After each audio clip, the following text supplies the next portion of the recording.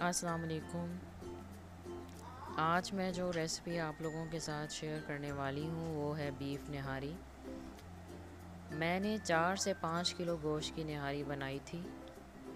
आप लोगों के लिए 1 किलो गोश्त निहारी की रेसिपी डिस्क्रिप्शन बॉक्स में होगी। निहारी बनाना इतना मुश्किल नहीं है, सिर्फ उसके इंग्रेडिएंट्स अगर सही से हम मैनेज कर लें तो फिर निहारी बनाना बहुत ही आसान है। चलें निहारी बनाना शुरू करते हैं।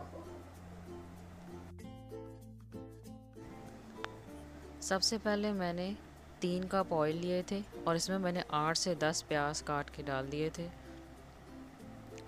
और प्याज को फ्राई करना है आपने जब तक कि वो गोल्डन ब्राउन ना हो जाए।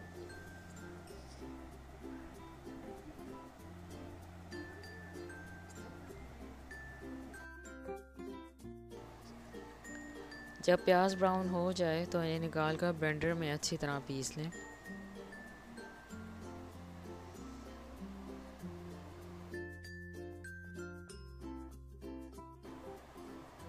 प्याज निकालने के बाद इसमें 6 खाने के चम्मच लहसुन और अदरक का पेस्ट शामिल कर दें, यानी कि पिसा हुआ लहसुन अदरक 6 खाने के चम्मच डाल दें और लहसुन अदरक को भी फ्राई करें।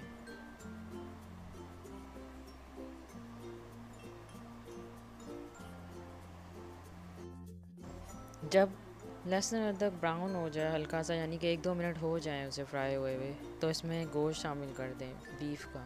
मैंने यहाँ पे रान का गोश्त यूज़ किया और रान का गोश्त मैंने लिया है 3.5 किलो या 4 किलो और नली का गोश्त मैंने लिया 2.5 किलो।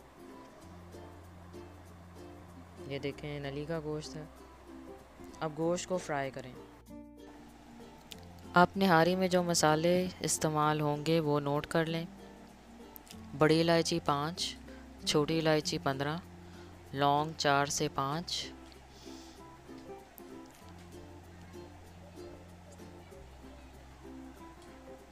सूखा धनिया 4 खाने के चम्मच, सौंठ 3 खाने के चम्मच भर के,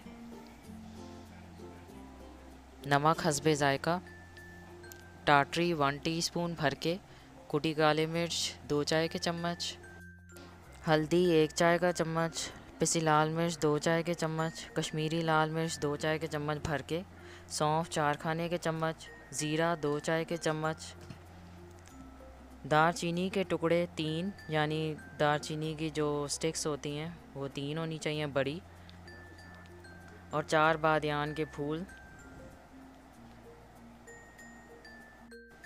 बादियान के फूल मैंने बड़े लिए हैं। जायफल जवतरी पिसी हुई 1.5 खाने का चम्मच, सूखा धनिया, सौंफ, दालचीनी, लौंग, बड़ी इलायची, छोटी इलायची, इन सब को पीस लें।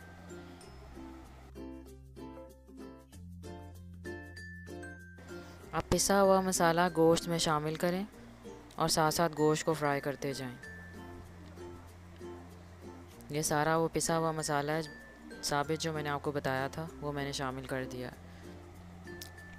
और जायफल जवतरी भी शामिल कर दें, सौंठ भी शामिल कर दें, नमक भी, हल्दी और लाल मिर्च भी, कश्मीरी लाल मिर्च, इन सब को शामिल करके मैं गोश्त को फ्राई करती जा रही हूँ। 3 खाने के चम्मच मैंने निहारी मसाला भी इस्तेमाल किया था। अब गोश्त को फ्राई करते जाएं साथ साथ।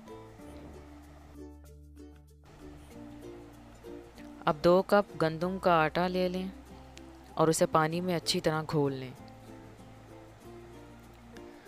साथ में अदरक और हरी मिर्चें बारीक काट ली थी मैंने, और चंद नींबू भी बारीक काट के एक प्लेट में रख लिए थे।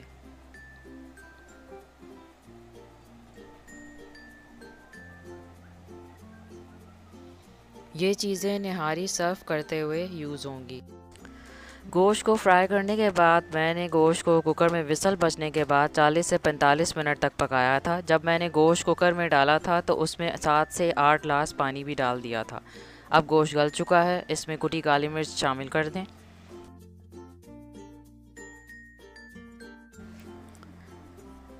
अब इसमें जो मैंने आटा घोला था वो शामिल कर दें और साथ साथ चम्मच चलाते जाएं।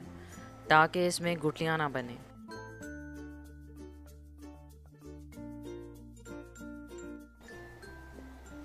अब इसमें टाटरी यानी कि सिट्रिक एसिड भी शामिल कर दें और सिट्रिक एसिड शामिल करने के बाद इसे मज़ीद 15 मिनट तक हल्की आंच पर पकने दें। मैं एक बात आपको बताना भूल गई थी कि जब मैंने गोश्त फ्राई किया था तो मैंने इसमें इसका सारा ऑयल निकाल लिया था और फिर जब गोश्त गल गया था तो मैंने इसमें से नली अलहदा कर ली थी और नली के अंदर से जो गूदा था वो निकाल लिया था। अब इसमें नली का गूदा शामिल कर दें, ब्राउन प्याज शामिल कर दें। मैंने 3 प्याज लेके उनको ब्राउन कर लिया था। अब इसमें जो मैंने ऑयल निकाला था वो डाल दें। ये वही ऑयल है जब मैंने गोश्त को जब भूना था, गोश्त गलाने से पहले जब उसे भूना था तो मैंने ये ऑयल निकाल लिया था और फिर मैंने गोश्त गलने के लिए प्रेशर में रखा था। और फिर जब गोश्त गल गया था तो मैंने उसमें से नली भी अलहदा कर ली थी और नली का गूदा भी सारा निकाल लिया था जो मैंने शामिल किया है अभी। नली का गूदा तब शामिल करना जब निहारी गाढ़ी हो जाए। अब आधा कटा अदरक और कटी हरी मिर्चें शामिल कर दें। निहारी तैयार हो चुकी है और ये इसकी फ़ाइनल लुक है। मुझे उम्मीद है कि आपको मेरी निहारी की ये रेसिपी बहुत पसंद आई होगी। अगर आपको मेरी रेसिपी पसंद आई है तो इसे लाइक करें, शेयर करें अपने फ्रेंड्स एंड फैमिली के साथ। और अगर अभी तक आपने मेरे चैनल को सब्सक्राइब नहीं किया है तो प्लीज़ इसे सब्सक्राइब कर लीजिए, ये बिल्कुल फ्री है। और साथ में लगे बेल आइकन को भी ज़रूर प्रेस कीजिए, ये बहुत ज़रूरी है। इससे मेरे आने वाली हर नई वीडियो की नोटिफिकेशन आप तक सबसे पहले पहुंचेगी। मेरी वीडियो को एंड तक देखने के लिए बहुत बहुत शुक्रिया। फिर नई वीडियो के साथ हाजिर होंगी। अल्लाह हाफ़िज़।